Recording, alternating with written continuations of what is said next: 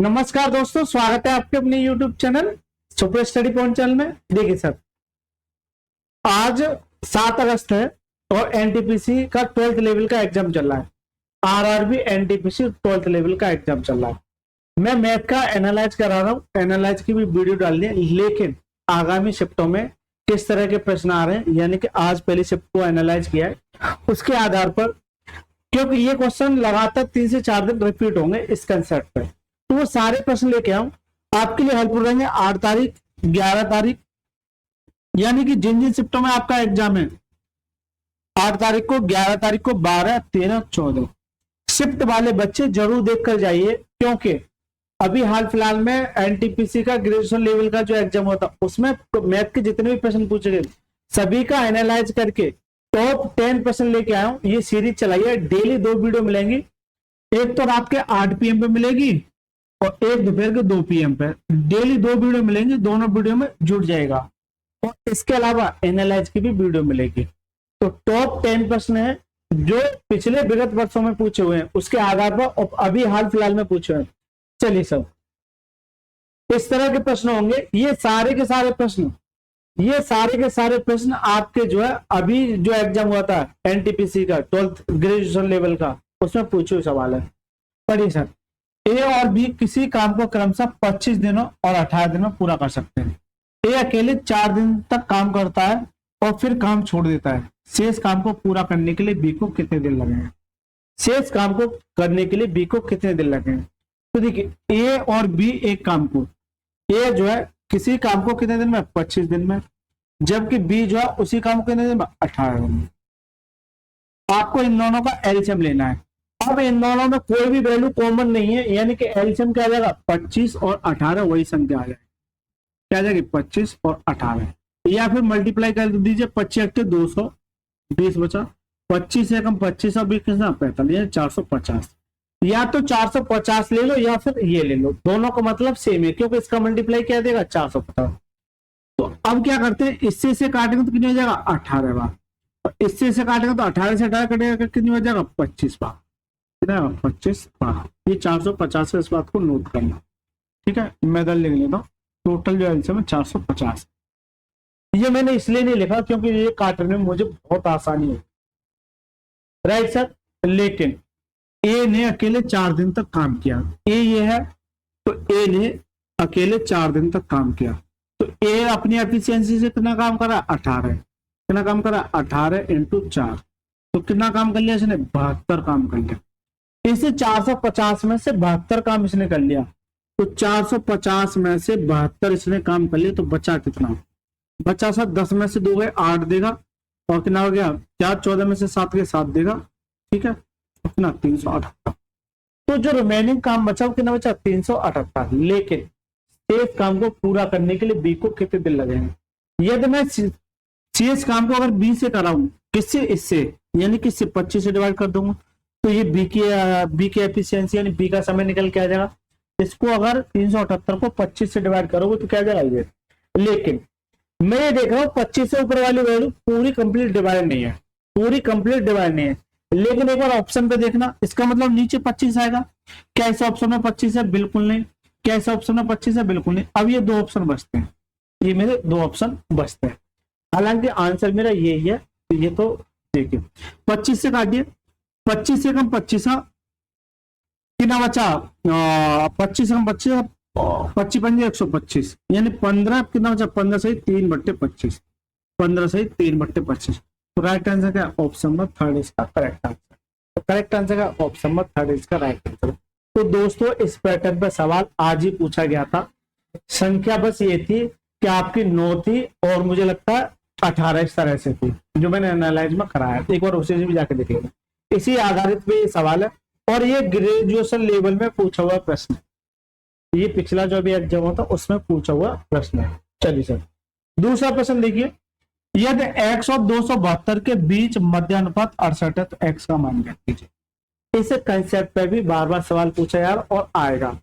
ये सवाल ऐसे जो 100% आपके एग्जाम में जरूर देखने को मिल जाएंगे, यानी कि इसी एक सिंगल वीडियो से आपके कम से कम अगर 10 सवाल कराओ तो कम से कम 5 से 6 सवाल आपको देखने को जरूर मिल जाएगा। ये एग्जाम में जरूर आएगा। देखिए हमारे पास 4 अनुपात होते हैं, ए अनुपात बी समानुपात सी अनुपात डी। तो पहले आपका जो अनुपात चतुर्थ अनुपात पूछता तो इसमें से एक ऋण कर देगा। मान के चलिए मैं बताता हूँ ए एक्स ऋण कर दिया, तो आपसे ये पूछेगा एक्स का मान। तो एक्स का मान कैसे निकालोगे भाई, लास्ट का मल्टीप्लाई, बीच का मल्टीप्लाई। ए एक्स बराबर क्या जाएगा बी सी। तो ये इसका चतुर्थ अनुपात का केस बन जाता। लेकिन अगर इसी तरह से ए बी और ये सी 3 पद दे रखे हैं, आपसे जानना चाह रहा है मध्य अनुपात। तो मध्य अनुपात ये कैसे निकालते हैं, ये निकालते हैं सर बी स्क्वायर बराबर ए इंटू सी, ए सी। ये एक फॉर्मूला होता है, ये आपको याद होना चाहिए। बी स्क्वायर बराबर ए सी, इधर लिख लेता हूं बी स्क्वायर बराबर ए सी। ए प्रथम पद यानी फर्स्ट पद, ये थर्ड पद, और बी कौन सा है सेकंड पद। अब इन तीनों में से घुमा घुमा के आपको या तो ये दे देगा, ये दे देगा, ये दे देगा। आपको इस बात को नोट करना है। जैसे ये 2 पद दे रखे हैं, इसका मध्य अनुपात दे रखा तो एक्स का मान पूछा है, तो सीधा सा मतलब है कि एक्स और 272 के बीच का मध्य अनुपात, यानी कि बी की वैल्यू ये है और ये ए की, और ये किसकी है सी की। आपसे एक्स का मान यानी बी स्क्वायर माइनस ए सी लगा दीजिए सर। बी स्क्वायर बराबर ए सी। बी की वैल्यू कितनी है, मध्य अनुपात बी होता है कि ना 68, तो बी को 2 बार लिख दीजिए 68 इंटू 68 बराबर में ए कितना है एक्स और सी कितना है 272। सी कितना सर 272। और ये प्रश्न जरूर आएगा, इस बात को नोट कर लेना। ठीक है, 17 से काटिए 17 चौका 68, 17 से काटिए 17 कम 17, 17 चौका 102, 4 से काटिए 4 चौक 16 और 4 से 1 नहीं आ 17। तो जो एक्स की जो वैल्यू आ जाएगी कितनी आ जाएगी 70, यानी कि जो एक्स का मान होगा वो कितना होगा 70। तो करेक्ट आंसर क्या option number 4 is the right, और जो ऑलरेडी दे रहे। ठीक है, तो ये टाइप बहुत ज्यादा इंपॉर्टेंट हो जाते हैं एग्जाम के साथ। चलिए सर तीसरा सवाल देखिए, 10 प्रेक्षणों का औसत 40 है। बाद में पता चला कि एक प्रेक्षण को 50 के स्थान पर गलती से 33 पर लिया गया, सही औसत ज्ञात कीजिए। देखिए ये एग्जामिनर का भी अच्छा सवाल। 10 का प्रेक्षण का औसत कितना है 40 है, बाद में पता चला कि 50 के स्थान पर आपने कितना कर दिया 33, तो इसमें से कितना कम कर दिया, इसमें से कितना, अगर इसे 7 दे दो तो कितना 17, यानी कि 17 अधिक कर दिया। नोट करना कि 10 प्रेक्षणों का औसत कितना है 40 है, बाद में पता चला कि 50 के स्थान पर गलती से, यानी कि 50 राइट था, ये राइट था और ये क्या रॉन्ग है, गलती से इतना पढ़ लिया। तो कितना कम, कितना अधिक पढ़ लिया, कितना कम, 17। तो ये जो 17 कम पढ़ लिया वो किस में बटेगा भाई 10 में ही तो बटेगा। मान के चलिए कि आपको 50 रुपए देने थे और गलती से उन्होंने 33 देते, तो जो 17 रुपए बचे आप क्या किसी एक की जिम्मे चले जाए, नहीं ना। एक आपका ये कहेगा कि यार सभी में बराबर बांट दो, ऐसा क्यों कर रहे, तो क्या करेंगे ये 17 जो सभी में बटेगा, तो ये 17 जो है ये सभी में बटेगा। जब एक 0 से डिवाइड करते हैं तो पॉइंट इधर खिसक जाए, कितना जाएगा 1.7, तो सभी के हिस्से में इतना और आ जाएगा। जबकि 10 का औसत 40 था, लेकिन प्रत्येक के हिस्से में कितना जाएगा 1.7 और आ जाएगा, तो कितना जाएगा 41.7। ये छोटा सा कंसेप्ट है जो आपको आना जरूरी है, जो आपको आना जरूरी है। इससे आसान सॉल्यूशन पूरे YouTube चैनल पर नहीं मिलेगा, इस बात की मैं पूरी गारंटी लेता हूँ। घूम लेना पूरे YouTube चैनल को, स्क्रीनशॉट ले लीजिए, छान लेना। कभी भी सवाल मिले कि 50 की जगह 33 पढ़ लिया, इसका मतलब कितना कम पढ़ लिया 17, तो ये 17 भाई एक बात तो 17 जब कम पढ़ लिया तो ये 17 बटेगा किन लोगों में, 10 लोगों में, 17 से डिवाइड कर दिया, ये 10 इन लोगों में बटेगा। मजा आ गया सवाल के बारे। और ये 100% आपके एग्जाम में पूछा जाएगा, क्योंकि पिछली बार पूछा हुआ हाल फिलहाल। और देखिए अगर आपको अच्छे से, जिन बच्चों के पास थोड़ा सा भी 10-5 दिन का समय है, तो ये सारे के सारे जो प्रश्न पूछे गए और हाल फिलहाल में जो पूछे जा रहे हैं, मैं आदित्य रंजन सर की जो रेलवे की गणित है, रेलवे बुक है, उसका सॉल्यूशन करा रहा हूं अपने इस यूट्यूब चैनल पे। यानी कि मैक्सिमम मैंने चैप्टर अपलोड कर दिए हैं, 1-2 चैप्टर रह गया। इसका मैं जो है लिंक आई बटन पे दे दूंगा, या फिर चैनल पर प्लेलिस्ट बनी हुई, सभी को जाके एक बार जरूर देख लीजिएगा। आप डिक्टो कॉपी मैच करेंगे कि एवरेज में ये प्रश्न दे रखा है, ये जो प्रश्न है आपका रेशियो में दे रखा है, मैंने खुद कराया है सर, मुझे मालूम है मैंने खुद कराया है। ये आपका टाइम एंड वर्क में दे रखा है, मैंने कराया, एक बार जाइए मैच कीजिएगा। ये सारे के सारे वहां से उठा के सीधे सीधे रख दिया। देखिए ये भी ट्रिग्नोमेट्री भी करा चुका हूं। 10 7/8 तो 1 plus sine theta 1 minus sine theta 1 plus cos theta 1 minus cos theta cot theta का मान रखिए। अब ये ऐसा सवाल है कि बच्चा ना देखते ही ऐसा लगता है कि पता नहीं क्या करूं, लेकिन बेटा अगर आपको आइडेंटिटी पता है, देखिए आइडेंटिटी क्या होती है, sine square theta plus cos square theta बराबर क्या होता है, एक होता है। ये एक इंपोर्टेंट आइडेंटिटी होती है। अगर मुझसे साइन स्क्वायर की वैल्यू चाहिए तो क्या कर देंगे, साइन स्क्वायर थीटा बराबर क्या करेंगे, 1 ये कोस चला 1 माइनस कोस स्क्वायर थीटा। अगर मैं आपसे ये जानना चाहूं कि कोस चाहिए मेरे को, तो कोस स्क्वायर थीटा ये हो जाएगा 1 माइनस का साइन स्क्वायर थीटा। ये आइडेंटिटी मैंने तोड़ दी है, राइट। बहुत ज्यादा डिटेल में ट्रिग्नोमेट्री को मैंने एक्सप्लेन किया, मजा आता है जब मैं उस वीडियो में, तो लेकिन आपने एक बात चीज की, 1 plus sine theta 1 minus sine theta, यानी a प्लस बी और ये a माइनस के बी थे। इसका मतलब क्या है, a प्लस बी, जैसे a प्लस बी और a माइनस के बी, ये क्या होता है a स्क्वायर, यानी a का स्क्वायर माइनस के b का स्क्वायर। या तो आप इसकी जगह ये लिख दो, या इसकी जगह ये भी तो लिख सकते हैं, बिल्कुल लिख सकते हैं सर। इसका सीधा सा मतलब a plus b a minus b, तो डायरेक्ट ये क्या जाएगा 1 माइनस के साइन स्क्वायर थीटा। देखना कितना आसान हो जाएगा। इसी तरह से a प्लस बी यानी 1 plus cos theta 1 minus cos theta, ये इसको फॉलो कर रहा है, ठीक है। तो क्या जाएगा 1 माइनस के कॉस स्क्वायर थीटा, 1 माइनस के कॉस स्क्वायर थीटा, और ये क्या है कॉट थीटा मेरा ये है, कॉट थीटा मेरा ये। लेकिन मैंने एक आइडेंटिटी पढ़ाई थी, तो ये आइडेंटिटी होती है साइन स्क्वायर थीटा यानी कॉस स्क्वायर थीटा क्या होता है 1 माइनस साइन स्क्वायर, यानी इसकी वैल्यू इसे लिख सकता हूं। तो 1 माइनस साइन स्क्वायर थीटा की जगह क्या लिख सकता हूँ, cos square theta, cos square theta. और 1 minus cos square theta, 1 minus cos square theta क्या लिख सकता हूँ, साइन स्क्वायर थीटा। ज्यादा एक्सप्लेन करना है और ज्यादा डिटेल में जाना है तो आप आदित्य रंजन सर की बुक का सॉल्यूशन एक बार जरूर देख लेना, उससे सीधा का सीधा प्रश्न उठ गया है। चलिए ये यहां तक समझ में आ गया। देखिए कॉस अपॉन साइन ये क्या होता है कॉट, तो कॉट स्क्वायर थीटा अपॉन में कॉट थीटा है मेरा, इससे ये कट जाएगा तो कितना देगा, ये कॉट थीटा देगा, ये क्या देगा cot theta. Sir cot theta आ गया, लेकिन ऑप्शन में नहीं दिख रहा है। लेकिन एक चीज तो दे रखी है, 10 जो है 7/8 है, तो 10 थीटा बराबर क्या होता है 1 कॉट थीटा, या फिर इधर जे दे दीजिए तो कॉट थीटा क्या होता है 1/10 थीटा, ये भी तो होता है। इसका सीधा सा मतलब है कि कॉट 10 का अपोजिट होता है, कॉट या 10 कॉट का अपोजिट होता है। अगर ये 7/8 है तो कॉट क्या हो जाएगा 8/7 हो जाएगा, क्या हो जाएगा 8/7 हो जाएगा। तो राइट आंसर का ऑप्शन में, यानी इस सवाल को बहुत ही आसानी तरीके से किया जा सकता था। तो बच्चे सवाल को स्किप करके आए थे, बच्चे सवाल को स्किप करके आए थे। ठीक है सर, चलिए नेक्स्ट क्वेश्चन पढ़िए। देखिए आज की शिफ्ट में ये सेम प्रश्न पूछा गया था, बस ये था थोड़ा सा चेंजिंग थी।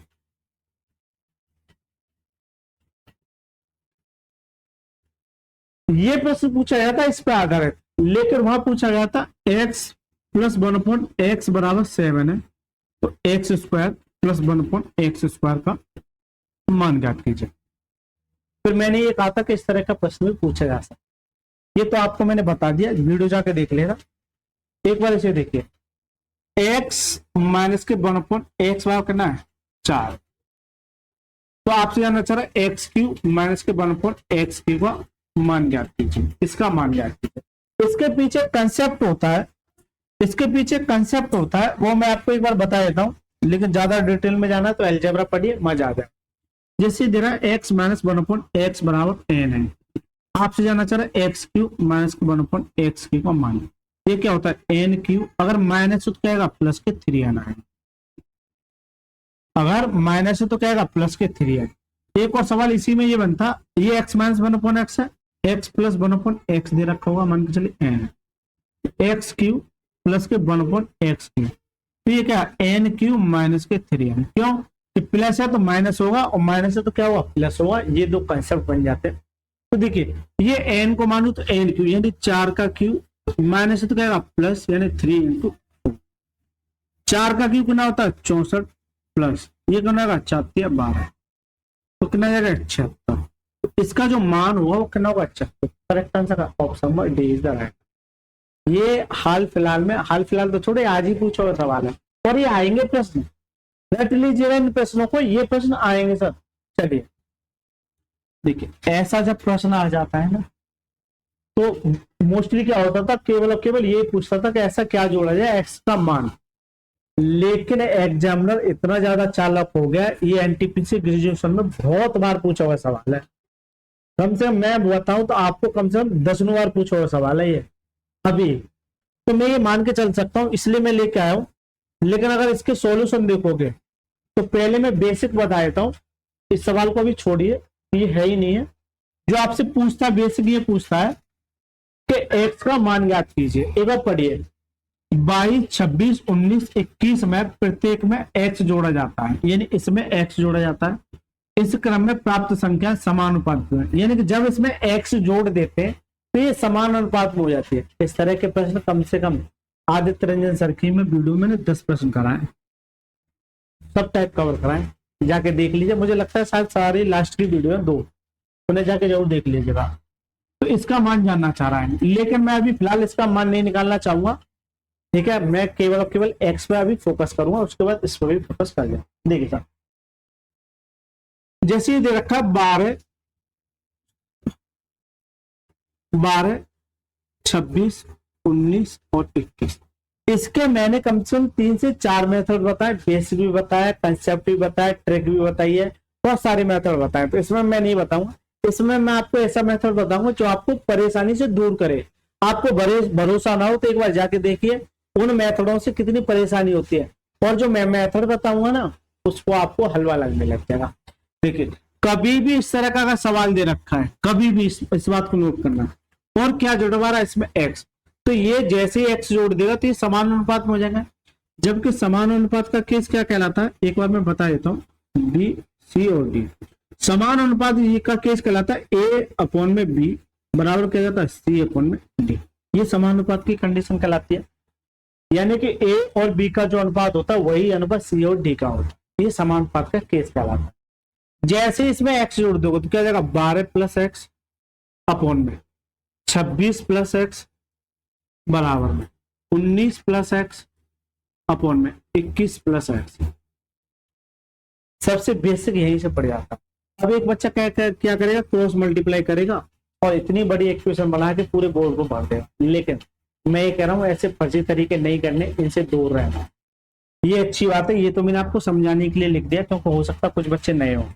ठीक है आपको एक काम करना है ये कर लिया लेकिन इससे आगे सॉल्यूशन नहीं करना है। क्रॉस मल्टीप्लाई करने मत बैठ जाना पसीने छूट जाएंगे आपके। छोड़ो आपके पड़ोसियों के भी पसीने छूट जाएंगे। देखिए करना क्या है पहले ये देखिए इन दोनों के बीच में डिफरेंस। अरे ये 22 है 21 नहीं 22 है ना सही कर लेना।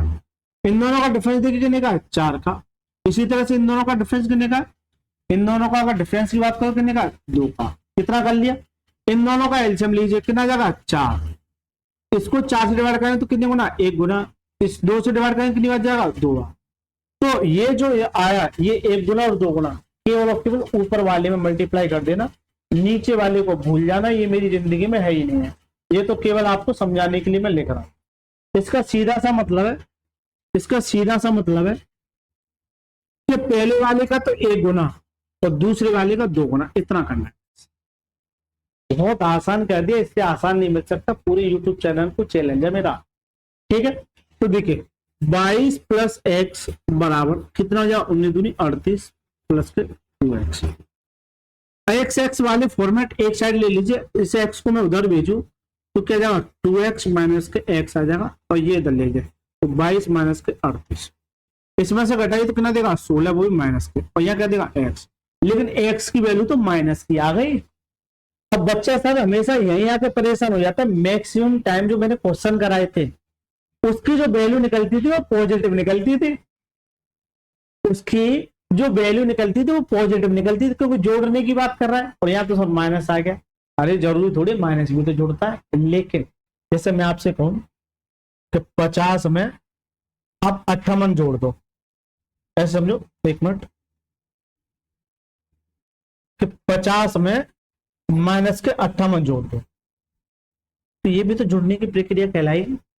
तो प्लस माइनस मिलके क्या बना देगा, माइनस कितना जाएगा, माइनस कितना बना देगा, माइनस का। इसी तरह से ये समझिए कि ये जो है ये आपसे माइनस के 16 जुड़वाना चाह रहा है।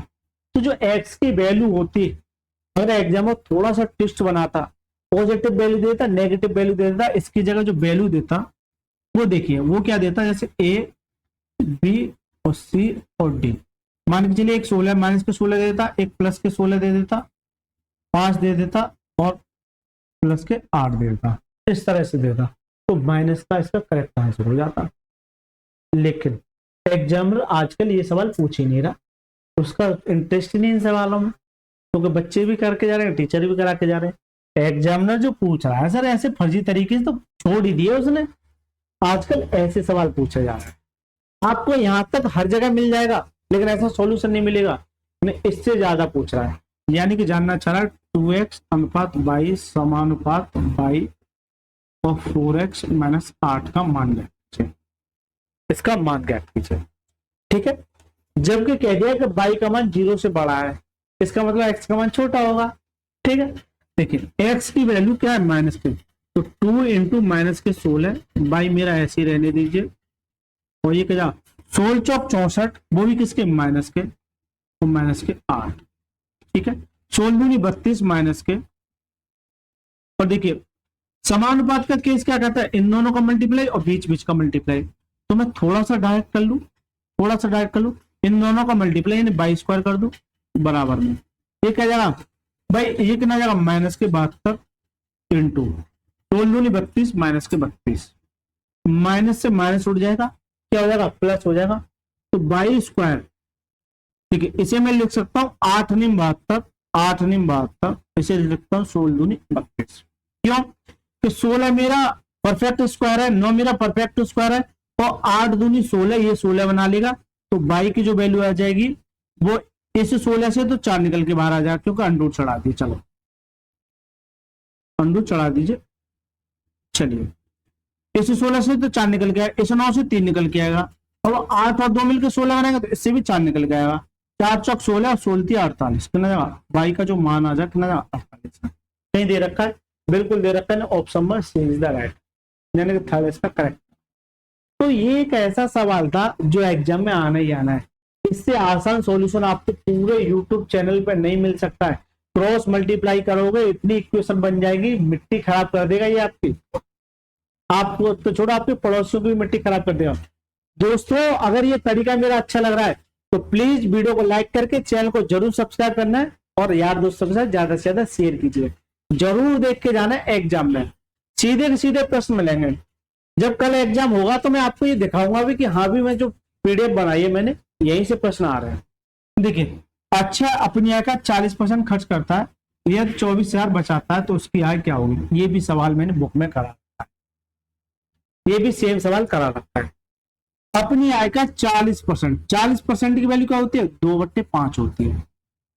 नीचे वाली वैल्यू को अगर मैं आय मानू यानी इनकम मानू, और ये क्या कर रहा है, खर्च, ये क्या कर रहा है, खर्च, और 5 में से 2 खर्च कर दिए तो बचा कितना, 3 बचा, ये क्या जाएगी, बचत। नहीं खत्म करूंगा सवाल, जबकि बचत कितनी है, 24,000, ये 24,000 जो है वो किसकी वैल्यू है, बचत 3 की। आपसे जानना चाह रहा है आय कितनी, 5 की, 3 से काटते 3 8 24 8.40, कितना जाएगा, 40,000 इसका करेक्ट आंसर है ऑप्शन में। ऐसे सॉल्यूशन दूंगा ना पूरे यूट्यूब पे नहीं मिलेंगे, ठीक है सर। चलिए, ये भी क्वेश्चन इंपॉर्टेंट है, इस तरह का प्रश्न पूछा जा रहा है बार बार, और पूछा जाएगा। एक आयताकार मैदान की भुजाएं 169 और 154 मीटर है, इसका क्षेत्रफल वृत्ताकार मैदान के क्षेत्रफल के बराबर है, वृत्ताकार मैदान की परिधि। जब इस तरह के प्रश्न आते हैं तो दो यहाँ पर आपको स्ट्रक्चर दे रखी है, जैसे आयत और सर्कल दे रखा है, तो ये कहेगा कि इनका जो एरिया है, जैसे इस आयत का जो एरिया है ये इसके सर्कल के एरिया के बराबर होगा, इतनी सी बात आपको समझाना चाह रहा है। तो आयत का एरिया क्या होता है, आयत का जो एरिया होता है क्या होता है, लेंथ इंटू ब्रेथ होता है। जबकि जो इसका जो एरिया होता है, इसका जो एरिया होता है क्या होता है, पाई आर स्क्वायर होता है। इसका मतलब क्या है, एरिया एरिया के बराबर, तो ये भी बराबर आपस में, तो ये दोनों आपस में बराबर। हाँ जी सर। अगर मैं आयत के एरिया की बात करूं, आयत का एरिया क्या होता है, एल इंटू बी ब्रेथ, और इसका क्या होता है, पाई आर स्क्वायर, ये होता है। एल की वैल्यू कितनी है 169, और बी की वैल्यू कितनी है 154, बराबर। पाई की वैल्यू 22/7 दे रखी है, और आर स्क्वायर में से जानना चाहा। इससे काटोगे, चलिए सर काटे पहले, देखिए 11 से काटे 11 दूनी 22, और 11 से काटे कितनी बार 14, 2 से काटे कितनी बार 7, ठीक है, 2 से काटे कितनी बार 7 बार।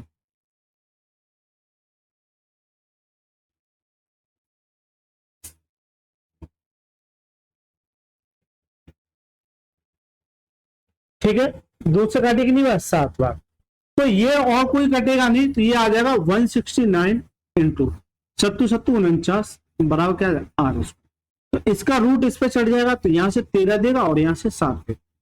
तो ये जो आर की वैल्यू है, मल्टीप्लाई मत करना, ठीक है, मल्टीप्लाई मत करना, आपकी मर्जी कर सकते हैं। लेकिन आपसे जानना चाह रहा है इसकी परिधि, वृत्त की जो परिधि होती है, यानी पेरीमीटर क्या होता है 2 पाई आर होता है, यही होता है वृत्त की परिधि क्या होती है 2 पाई आर होती है। इसकी जो परिधि होती है, क्योंकि ये पूरी की पूरी परिधि का काम करती है ना, तो 2 पाई आर, 2 इंटू पाई की वैल्यू 22/7 इंटू आर की वैल्यू क्या है 13 इंटू 17, सॉरी 13 इंटू 7। इसलिए मैंने मल्टीप्लाई नहीं किया, क्योंकि ये आगे चल के एक दूसरे को काटे हैं। 7 से 7 कट गया, मल्टीप्लाई। अब देखिए, अगर 2 का इसमें से 2 निकालिए तो 4 इंटू 11 इंटू 13, तो 13 चौका 52, तो डायरेक्ट कीजिएगा, मैंने 52 इंटू 11 ही आ। कभी भी अगर 11 के साथ मल्टीप्लाई है, तो एक काम कीजिएगा, यहाँ के जाएंगे 5 और 2, इन्हें ऐसे लिख दीजिए, और इन दोनों को ऐड कर दीजिए, 5 और 2 7 हो जाएगा 512। करेक्ट आंसर का option number 4 is the right. Correct answer का option number D is the right. ठीक है सर। लेकिन कभी भी आपसे एरिया से रिलेटेड आपसे पूछे, एरिया से रिलेटेड आपसे पूछे, और आपका पाई का वैल्यू उसमें इनबिल्ट है, एरिया पूछे वॉल्यूम पूछे, कभी भी नोट करना। इसको तो ये तो मैंने आपको समझा दिया, लेकिन मैं थोड़ा सा कैजुअल तरीका बताना चाह रहा हूं। नहीं आ रहा है, अगर कभी ऑप्शन एक से ज्यादा मैच हो जाते हैं, तो फिर तो ये कंसेप्ट सीखना ही जरूरी है, सीख लिया अच्छी बात है। लेकिन कभी भी इस बात को नोट करना, ऑल्टरनेट को जोड़ना, यानी पहले ये देखिए, या तो 11 आना चाहिए या फिर 0 आ जाए, तो वो ही इसका आंसर है। इस बात का नोट क्यों, कि 11 से जो भी ऑप्शन है, क्योंकि यहाँ 11 चलेगा बार बार, इसका मतलब क्या है, ये 11 का मल्टीपल होगा, ऑप्शन जो होंगे 11 के मल्टीपल होंगे। कीजिए अल्टरनेट का, देखिए और 5 में 0 जोड़ेगा 5, और 5 में से 4 के कितना देगा 1 देगा, 5 और 5 10, और 10 में से 2 कितना देगा 8 देगा, 5 4 9, 9 में से 4 के कितना देगा 5 देगा, 7 5 और 2 7, और माइनस के बीच का 7 घटा दीजिए, कितना देगा 0। या तो 0 आना चाहिए या फिर 11 आना चाहिए। तो बिना सारा कुछ सॉल्यूशन किए हुए भी इसका 1 सेकंड में आंसर लगा दिया। कभी भी मिले आपको, थोड़ा सा फोकस करना, हो सकता है 2 से ज्यादा ऑप्शन मैच हो जाए, तो फिर थोड़ी सी और मेहनत करनी पड़ेगी। ठीक है सर, चलिए। कभी मेंसुरेशन का सवाल पूछो, कुछ समझ में ना आए, तो फिर 11 के मल्टीपल का कंसेप्ट लगाने लग जाना, सवाल देख लेना, ऑल्टरनेट जोड़ते चले ना, एक को छोड़ के एक जोड़ना, फिर जो बचे उन्हें जोड़ देना, फिर एक दूसरे को हटा देना, या तो 0 आ जाए या फिर 11 आ जाए, वो इसका आंसर। नहीं समझ में आए कभी भी मेंसुरेशन, चलिए सर। लेकिन हर जगह फॉलो नहीं होगा। कितने क्वेश्चन और रह गए, 2, ये 2 प्रश्न और रह गए, जल्दी से पढ़िए इस प्रश्न को, ये भी एक बढ़िया सवाल है, पढ़िए सर। 17,700 रुपए को 2 वर्षों के लिए 4% वार्षिक ब्याज दर पर जमा किया जाता है, तो वार्षिक रूप से संयोजित चक्रवृद्धि ब्याज और साधारण ब्याज के बीच का अंतर जानते हैं। इस सवाल के कम से कम 3 से 4 मेथड मैंने आपको बताए उस बुक में, और मैंने ये कहा था कि ये प्रश्न आपको देखने को मिलेगा, और देखिए मिल गया, और आगे भी आएगा। क्यों कि सीआई और एसआई के डिफरेंस की बात करता है। कभी भी इस बात को नोट करना, अगर 2 साल के लिए है और अगर इसके सीआई और एसआई के डिफरेंस की बात कर रहा है, तो जो डिफरेंस होता है वो क्या होता है, P into r square percentage upon 100। ये डिफरेंस का केस होता है। अब एक बच्चा कहेगा सर समझ में थोड़ा सा कम आया, अच्छी बात है। अगर मैं आपसे ये जानना चाहूं, जैसे जी 4% दे रखा है, 4% का मतलब क्या है, 4 का स्क्वायर 16, ठीक है, और यहाँ कितना परसेंटेज है, और इसे 100 से डिवाइड करेंगे, 2 अंक इधर किसी को जाकर ना जाएगा 0.16%। ये इसका डिफरेंस आ गया, CI और SI का डिफरेंस आ गया। अगर मैं आपसे ये पूछूंगा 2% का मतलब क्या है, 2 का स्क्वायर कितना है 4%, लेकिन 100 से डिवाइड करोगे तो इधर पॉइंट आएगा 0.04%। तो ये इनका डिफरेंस है, बहुत ज्यादा डिटेल में बताया। मैं आपसे ये कहूँ कि 5% का डिफरेंस 2 साल के लिए, तो 5 का स्क्वायर कितना 25% मेरा है, और 100 से डिवाइड करोगे तो यहाँ आ जाएगा कितना, ये इसका डिफरेंस है। तो ये इसका डिफरेंस है। इसके कम से कम 3 से 4 मेथड बताएं, जरूर जाके देख लेना, आई बटन पर लिंक दे देगा, क्लिक कर देना। तो डिफरेंस पूछ रहा है, तो अगर डिफरेंस पूछ रहा है तो पी की वैल्यू कितनी है 17,700 का। डायरेक्ट अगर 2 साल की बात करी तो इसका क्या करूंगा 0.16%, परसेंटेज का नीचे 100 आ जाएगा, और ये हटाऊंगा पॉइंट और भी 2 जीरो, ठीक है सर। तो देखिए 2 जीरो से 2 जीरो कट जाएंगे, और कुछ कटेगा नहीं कटेगा, तो डिफरेंस बराबर आ जाएगा 177 इंटू 16 अपॉन में 100। इसका 100 का मतलब क्या है कि ऊपर वाली वैल्यू को नहीं काटेगा, नहीं काटेगा, इसका मतलब पॉइंट 2 अंक बाद आएगा, लेकिन सभी में 2 अंक बाद पॉइंट। इसका मतलब अगर मैं यूनिट डिजिट पे जाऊं तो यूनिट डिजिट भी सभी में 2 है, तो ये भी बड़ा कैजुअल हो गया। इसका मतलब मल्टीप्लाई करना ही पड़ा, कीजिए 16 सत्ते 112, कितना बचा 11, 16 सत्ते 112 और 10 122 और 3 23, यानी कितना बचेगा 12, 16 एकम 16, 16 10 26 और कितना 28, लेकिन 100 से डिवाइड है तो पॉइंट यहाँ आ जाएगा, तो पॉइंट यहाँ आ जाएगा, तो इतना डिफरेंस आ जाएगा कितना 28.32। करेक्ट आंसर का ऑप्शन में सी लगा, कितना आ जाएगा 28.32। तो अगर ये कंसेप्ट छोटा सा पता है 2 साल के लिए केवल होगा, 3 साल के लिए नहीं, वो भी मैंने बहुत सारे मेथड बताए, यहाँ थोड़ा सा समय का अभाव है इसलिए नहीं बता सकता, जो आपके एग्जाम के पॉइंट के हिसाब से अच्छा वो मैं बता के चलूँ। यानी कि कभी भी डिफरेंस की बात करें उसका स्क्वायर लगाइए, पॉइंट लगा दीजिए 2 अंक बाद, क्यों लगाते हैं क्योंकि 100 से डिवाइड करते, और परसेंटेज है मेरा, चल ले दीजिए, आ गया आंसर। इससे आसान तरीका नहीं मिल सकता है। चलिए सर, बुक सेल का अंकित मूल्य 3100 है, जो क्रय मूल्य से 25% अधिक है, जो क्रय मूल्य से 25% अधिक है, इसे अंकित मूल्य पर 12% की छूट पर बेचा जाता है, तो लाभ कैसे करें। ये प्रश्न भी मैं करा चुका हूं, बुक में भी कराया और वैसे भी कराया, ठीक है। देखिए कभी भी आपको प्रतिशत लाभ या परसेंटेज पूछे, मैं आपसे ये जानना चाह रहा हूँ परसेंटेज में प्रतिशत पूछे, तो वहां पर एग्जैक्ट वैल्यू को दूर कर देते हैं, यानी कि इस वाली वैल्यू का मेरा दूर दूर तक कोई भी संबंध नहीं होना चाहिए। इसे अगर साथ लेके चलोगे तो आप तो छोड़ो, आप पड़ोसी भी मारे जाएंगे, ठीक है। पड़ोसियों को बचा के रखना है। इस बात को नोट करना है कि जो क्रय मूल्य से, मान के चलिए मैं कोई वस्तु खरीद के लाया, लेकिन ये 100 है, इस पर 25% अधिक अंकित कर दिया, मान के चलिए मैं शर्ट खरीद के लाया, इस पर 2500 रुपए में लेके आया, 25 अधिक में अंकित कर दिया, तो कितने में बेचूंगा 125 में। तो इस पर जब 25% अधिक अंकित कर दिया तो कितना 125, यानी कि ये मैंने मार्क प्राइस कर दिया, यानी MP, यानी अंकित मूल्य। हिंदी में बोले तो अंकित मूल्य, इंग्लिश में बोले तो मार्क प्राइस।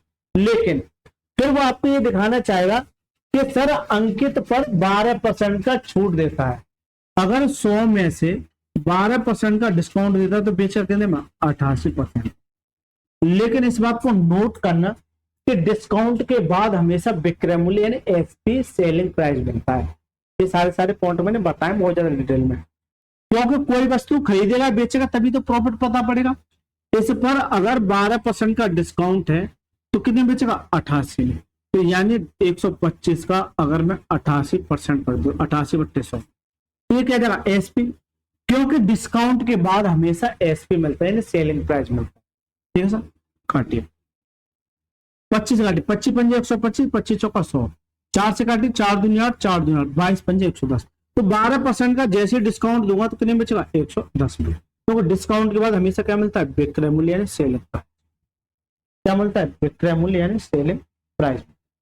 राइट सर, कोई वस्तु 100 में खरीदी 110 में बेच रहा है, फिर भी तो कुछ ना कुछ लाभ कमा रहा है, तो कितने का लाभ कमा रहा है 10%, और ये इसका आंसर हो जाता है। क्यों हो जाता है?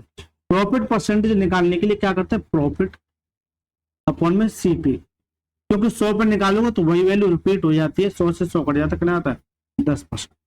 तो उसका जो लाभ परसेंटेज होगा क्या होगा 10%। करेक्ट आंसर का ऑप्शन नंबर सी। तो सर जी ये 10 सवाल ऐसे हैं जो एग्जाम में काफी ज्यादा आपको मदद करेंगे, और ये सवाल आपको सीधे के सीधे एग्जाम में जरूर देखने, नोट कर लेना मेरी बात को। मैं कल से ही आपको दिखा दूंगा कि 5 से 6 सवाल इस छोटे छोटे कंसेप्ट पे आपको देखने को मिल जाएंगे। ये वो सवाल है जो आपको काफी हेल्प कर सकते हैं। अगर पढ़ाने का तरीका अच्छा लगा है तो प्लीज, यहां तक रुके हो तो प्लीज वीडियो को लाइक करके चैनल को जरूर सब्सक्राइब करके जाना है, और इस वीडियो को अपने यार दोस्तों के साथ ज्यादा से ज्यादा शेयर कीजिएगा, और बोलिए सर चलिए sir super study point channel पे। चलिए सर मिलते हैं नेक्स्ट क्लास में, तब तक के लिए धन्यवाद।